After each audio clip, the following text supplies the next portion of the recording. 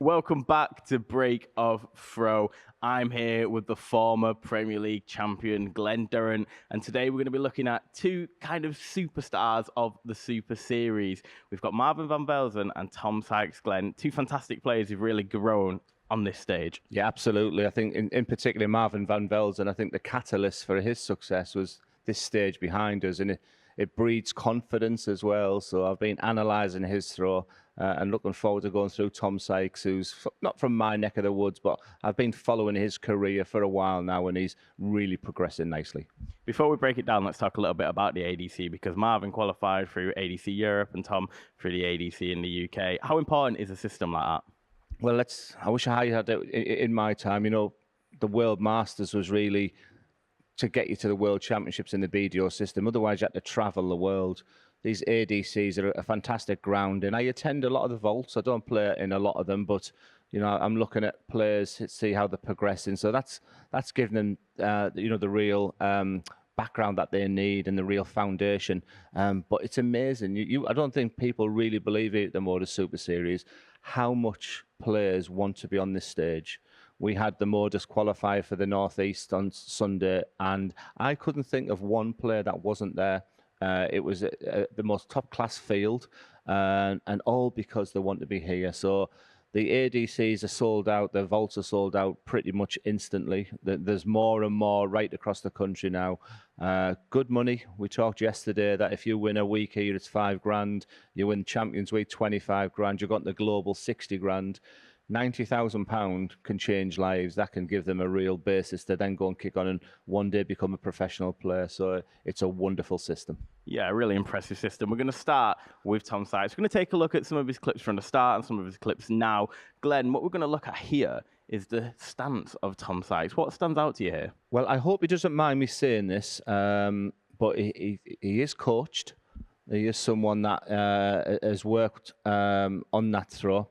He, like many players, in his mind, has based his throw on Adrian Lewis. So you may not see it when he throws a dart, but in his mind, I talked yesterday when we were looking at the throws of Merv King and Steve Beaton. I used to pretend I was Merv King. I used to pretend I was Gary Anderson, threw probably nothing like it. And I have a sense when I was speaking to Tom that he thinks about Adrian Lewis. Now, both players we're going to look at today, Marvin van Velzen and Tom Sykes, are both aimers. So that's really important. So that brilliant spot that we've got there, that first dart will be different to dart 2 and 3. So what he's doing there, he stands just to the left because Tom Sykes has a sway. So he's worked how am I going to alleviate that sway. You can see the movement in there. And he feels, you can just see that little body movement as he's about to throw. And he feels by standing just to the left of centre there, that alleviates the sway. So it's almost like he's in a rhythm, which we'll see later on about the rhythm. He's just absolutely nailed right now. So he stands just to the left purposely. The first dart will take a little bit longer. So there's the aim there. That's the aim. And then darts 2 and 3 is about rhythm. So if you think of a piece of string now, the throw is now seamless from that stage there. There'll be no gaps from this point. So it's almost like he's taken a second longer with that first dart. Remember I've talked about the eye line, so that flight is under the eye, the arm goes back, and then it's just a free-flowing throw from here. Do you think it's more common for a player to position the arm central of the hockey, or more about their eyes and the head and the whole body kind of being at centre, so then their arm would be ever so slightly off to the right, for example, or the left? Yeah, it's all about, sometimes it's what we call the pre-throw routine. And as a coach, I didn't really look into it too much until I heard, I watched a video with Paul Lim at Lakeside last year, and he specifically lines up his shoulder to where the release point that he wants. So that, you know, that could be aiming for the treble 20, it could be. So a lot of players in that set position there, they know. I would walk to the hockey sometimes and think, I'm going to hit a 180 here, because everything just felt right. So it's what I call the pre-throw routine and it being process driven. And Tom Sykes, with him being coached as well and schooled very nicely, look at that.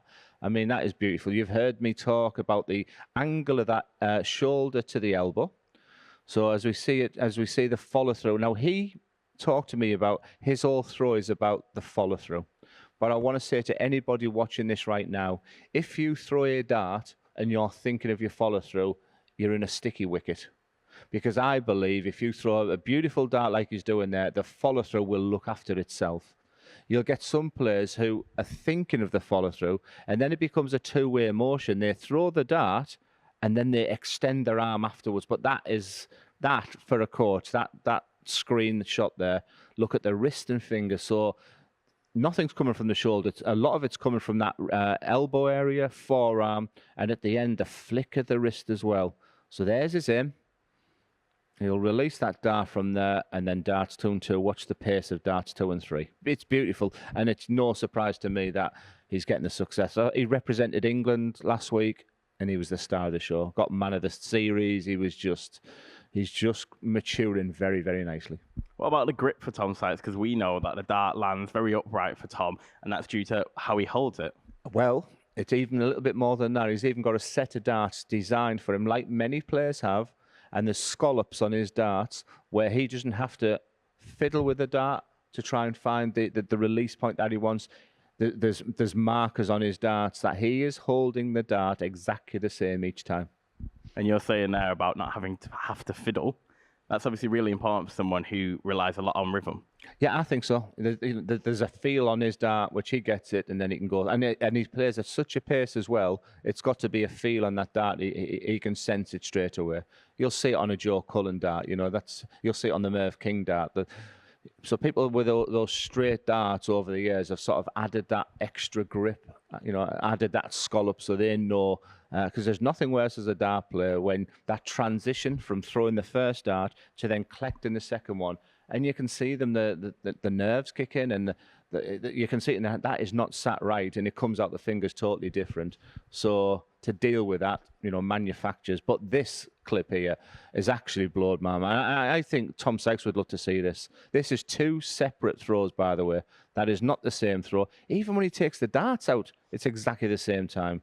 He would be delighted as a player to watch that, because everything is exactly the same. What do I talk about with replication of throw? Well, I'm going to use that video from now on. And then we take a look at Tom's debut here.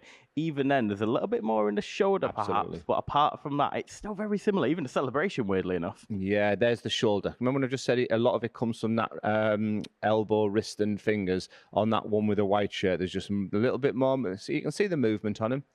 But as a coach, if people do, that's their idiosyncrasy. That's their Nathan Aspinall kicking his leg. That's the rocking and rolling of John Henderson. That's the flick of Dave Chisnell. You've got to nurture that throw. And like I say, he looks very, very skilled, and it's no wonder he's doing big things right now. Would it be bold to say, from a coach's point of view, that is almost a perfect throw? It looks good. It looks absolutely perfect. But I don't think there's a perfect throw out there, because the world number 1, 2, and 3 at the moment don't have the perfect throws in my eyes.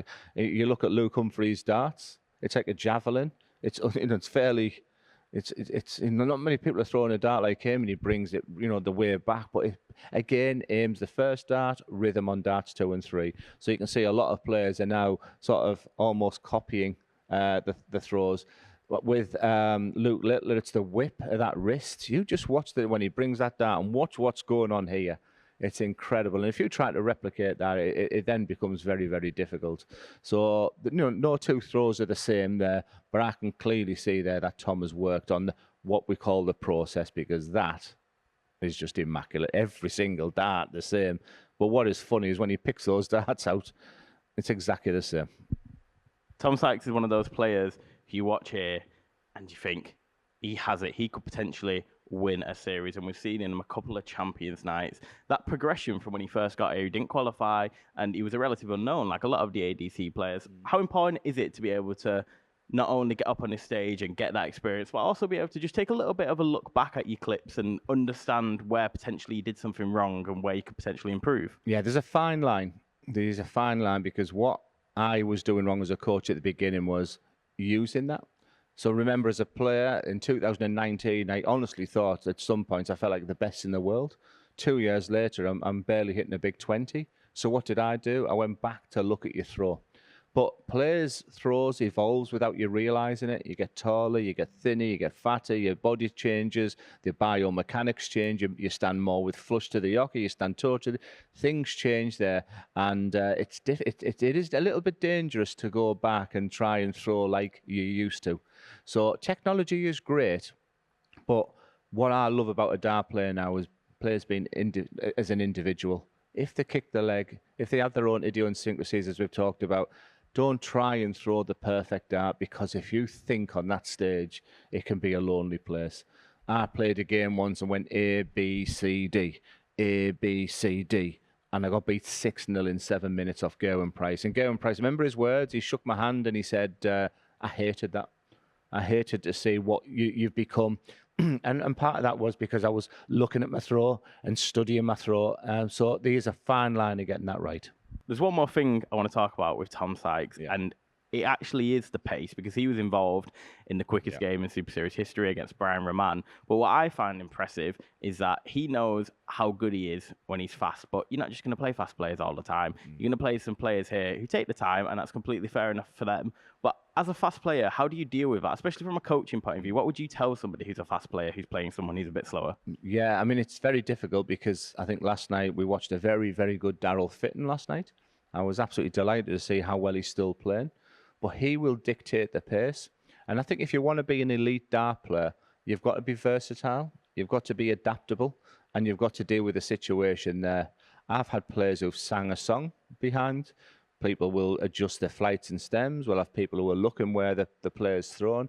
So again, there's no one answer fits all. But if you want to succeed in professional darts, you've got to be able to deal with someone throwing quick against you. Because I hated playing Ricky Evans, but I quite enjoyed playing Justin Pipe. So, we're all different in that way. But if you're going to reach the top, and I'd say that to Tom, tutting and moaning because that your opponent's a little bit slower than you. That's the way they throw the dart. We're not all blessed with the pace and rhythm that some fast players have. So be versatile, be adaptable, and find a mechanism when you're stood behind the play that works for you. Well, there you go, the breakdown of Tom Sykes, one of the most exciting Super Series players we have at the moment. And then after the break, we're going to take a look at a player we actually don't have at the moment, because it's the series champion, Marvin van Velzen.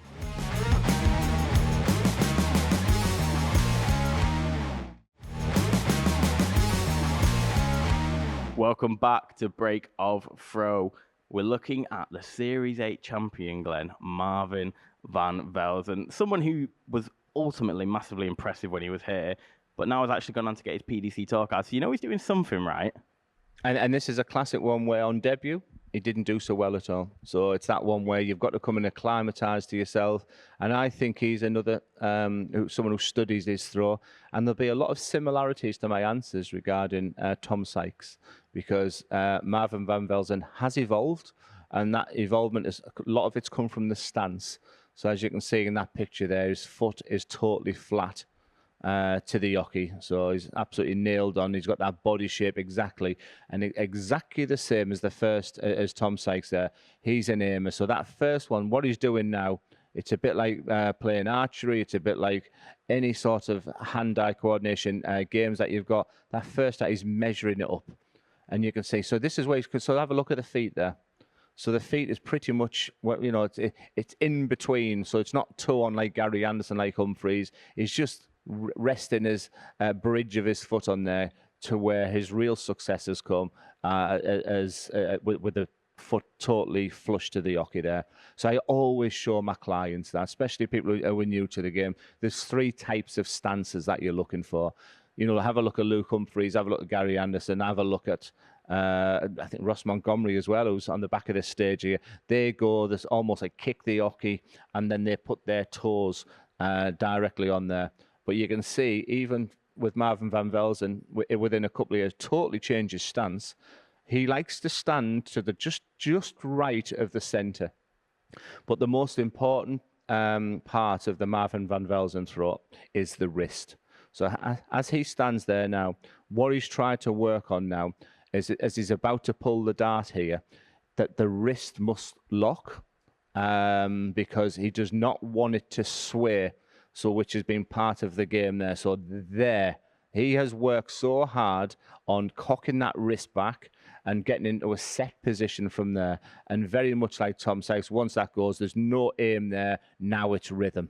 So first dart for an aimer will take a second longer. So let's have a look on the left there of his old throw. Totally different biomechanics. So if you have a look where his chest is in relation to the dartboard, and all that is based on. And if you're working on your alignment, if you're a new player to the game, you should be standing there trying to hit as many big 20s as possible. And what I would recommend you do is exactly what's in that picture there. Stand with your feet like Marvin van Velzen is on the left. Go flush to the hockey, go Merv King far left, go Stephen Bunting far right, and see what works for you. That way you're hitting the most big 20s. That's one of the easiest exercises to do. What's interesting there for me as well is it looks like his right shoulder is ever so slightly more dipped. Is that due to the fact that he's moved his foot ever so slightly across? Absolutely, yeah, great point. And dipping the elbow is really important because that can generate the power. If you've got a higher elbow, it's not always easy then to generate the power that you want to do. And remember the eye line.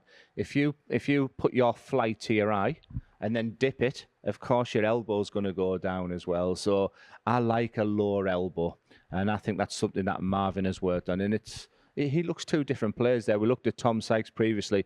There was a lot of similarities as I was throwing now. Marvin looks different. I always think he's very stiff in the shoulders there, but he's just got those real wide, strong shoulders. He's got that little flick of the wrist just on the point of release there. So it's not perfect. Well, yesterday I watched the most perfect throw in Steve Beaton. I'm watching potentially one of the best throws out there in Thompson. That's not ideal, but he's about aggression. He's about nastiness. He's about adrenaline. And when he gets everything right, you can see that arm moving there, which, nothing's perfect. So don't try and throw a dart absolutely perfect each time. You can tell there as well the pace is a little bit different. Marvin's one of those players where he actually did kind of dictate the pace based on who he was playing and how the game was going. He was someone who you'd see take a step back very often if he needed to. And that's something which really comes down to the mental side of the game, isn't it? Oh, he's strong. He's a good match player. He's not always the best friends of the players in there because you can win games backstage at the MODUS Super Series. There's 6 players in there. The room is, it holds a couple of dartboards in there. And you can get big characters. You can get people who just put the music on like Leonard Gates and don't engage for 5 hours. But then you can get Marvin van Velzen. Matthew Edgar would concentrate on the league table. So there's so much going there. And Marvin van Velzen, a big part of the success he had on here is that when he got up there, he feared no one. He didn't care if it was Conan Whitehead. He didn't care who it was. He got up there and he played his game with real raw aggression, and you can understand why he's gone for his success. But what's really important about this is the fact that it's not the perfect throw, but it works for him. And I say to anyone watching this now, it's nice to pretend you're somebody, but be yourself in the end. You go through the exercises, get your stance right, get your balance, get your posture right, feel good. Make sure you're feeling that dart going. And when you do, your arm will extend. Don't lift the elbow. I've talked an awful lot about when you're in that set position there. It's got to be, try not to do that so you finish like Superman. Try not to dip. But if it did, because I used to come down, I used to, there was movement on mine there. So it's just really important to be yourself, but look at characters like these players we're looking at. Van Velzen obviously has kind of this set where he'll bring it back and he'll give it like almost a little jolt forward just before he throws it. What does that help him with? I think it's feel. So when you're not playing so well, that can be quite jabby and awkward, a bit like a boxer going in. Whereas he can tell when he's playing well how that smooth release is.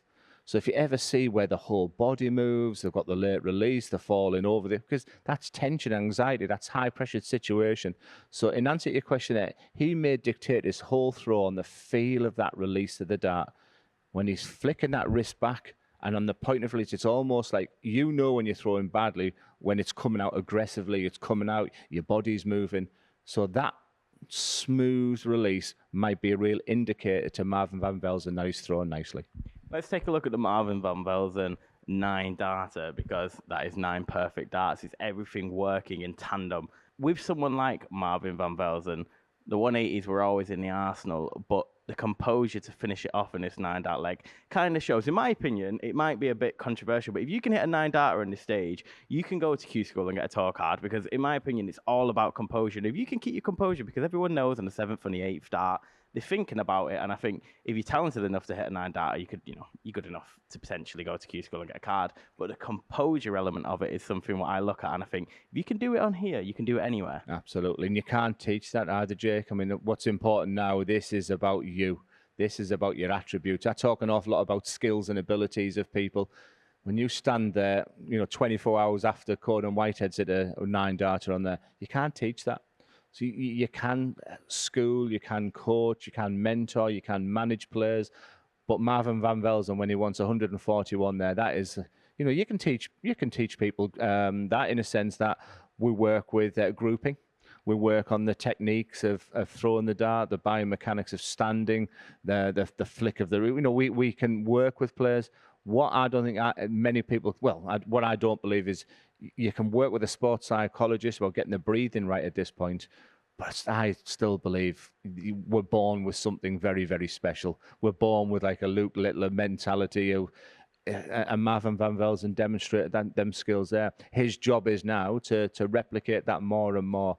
And that's a totally different aspect. Sorted his technique out, but then trying to sort your mindset out a different kettle of fish. It was actually on that 9th dart where we really did see the element of just pull it back a little bit and then release. And I guess that comes down to the composure element, like I touched on before. Yeah. We saw him multiple times here, even if it's a game to win the week or a game randomly in the middle of a Tuesday. Yeah. If he wanted to take the time to do something different, potentially step back from the hockey, he did it. And that goes down to what you were saying. That confidence, he didn't care what other people thought. He would do what he thought he needed to do at that time. Yeah, and with Tom Sykes, that we've just looked, because he's so process-driven, we may not see that because he knows plan A, plan B, set C. Plan A, plan B, mentally, and doing it. Whereas Marvin van Velzen is that classic match player. He's adaptable. He'll stand back like Rob Cross for a double. He'll go straight for it because he's full of rhythm. And that's what I like about him there. But he's still in his infancy, but the foundations are there. He's had his success. And this stage behind me has played a big part of that for him. Good exactly, becoming the Series 8 champion. We're going to take a look at that here, Glenn. Now, this is where you're practicing all those hours on the board. This is what it comes down to, isn't it? Making sure that you keep your composure in a moment like this. I think I was in the comms box. It was a big moment. So I remember he's up against another absolute legend on there, and Jimmy Van Schie there, 2 Dutch dartists. I mean, it was just the most incredible game. And then, look, you are playing now for a massive prize. It's an incredible moment. And you're thinking, at that point, you're thinking to yourself, just pretend I'm on my practice board at home. But the adrenaline's going, you try to manage it, and then the release there is just, if you could bottle that 5 seconds there, it can be the greatest place to be on there. All those years of working on your technique, your stance, and everything that we've looked at there, to get that one moment of sheer ecstasy. It was wonderful, and a wonderful crowd made it special. It was a brilliant night of darts, and he can't believe it. He can't believe it, but he's gone through the process. He came here, he was very poor on day 1 at MODUS Super Series, came back, learned, and then had that moment that he'll never forget. As a coach, what would you recommend to Marvin now, obviously getting his tour card? With players now, they've kind of actually got so much experience when they've got the card that potentially you might not recommend doing too much different. It's a different kettle of fish again when we go to the Pro Tours, and he knows that now because he's winning games, but not like he was winning games on the amateur circuit. He's probably would love to come back on the MODUS Super Series just to give him some confidence, to get back in there. You've got to just keep believing. You can't chase success. It will come. And it might, for me, I didn't win a tournament until I was 43-year-old, but I never gave up. I kept sort of believing. So it'll go through that period, because when you're on the professional tour, it's so brutal. You're losing more than you're winning. So now, remember the attribute I was talking about there? Now it's about how he deals with the situation, because darts is great when you're winning. But now we'll find out a little bit more about him now, the fact that, I am losing games now. How am I now going to get up there to average 110 to beat Johnny Clayton? So that's the problem that him and his team will have there. But it doesn't mean that you've got to go and put some new points in. It doesn't mean you've got to go and put a new flight in. I think I'll stand differently. He's had success is what he's got there now. And it could be just down to some real hard work, some dedication, practicing smart. Not just thrown at the dartboard. I work very, very hard in my practice routines of killing games off. I think I did more 101s, 151s than any player in the world of darts. And that was my mentality. So when I saw 116, 128, I'd been practicing them. And I think that's what he's got to make sure he's practicing as well, in a sense that it's great going on the tour and having match practice, but you have to train. You have to keep working on the board on your own diligently, and success should come from that. So there we go, some top tungsten tips from Glenn Durrant himself. Make sure you keep watching Pluto TV as we have plenty more breaker throws.